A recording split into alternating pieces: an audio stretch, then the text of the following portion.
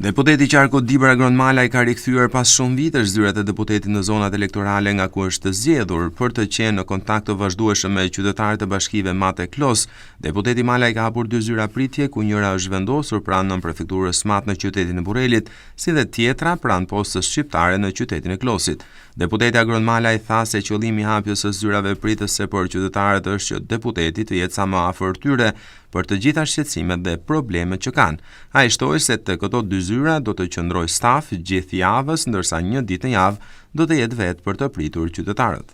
Ashtu që kam premtuar edhe në fushat elektorale, unë kam rikthyer zyrën e deputetit edhe në Bashkinë e Matit edhe në Bashkinë e Klosit, një zyrë që ka një rëndësi shumë veçantë, ku deputetët mos shihen si deputet elektoral sa herë ka zgjedhje, por deputetët jenë çdo javë pranë komunitetit, ku ne kemi vendosur edhe ditët ku do të presim banorët e zonës në 2 bashki, ku Bashkia e Madhe do të jetë ditë e premte dhe Bashkia e Klosit ditë e diel, por gjatë gjithë kohës nga ora 9 deri në orën 1 do ketë staf në zyrat e 2 bashkive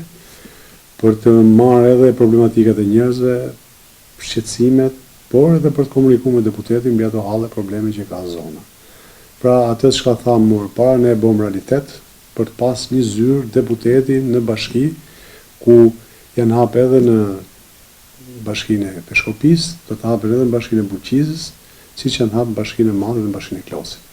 Ndërkohë, prej fillimit të janarit të vitit të ardhshëm, këto zyra do të jenë të hapura për pritjen e qytetarëve.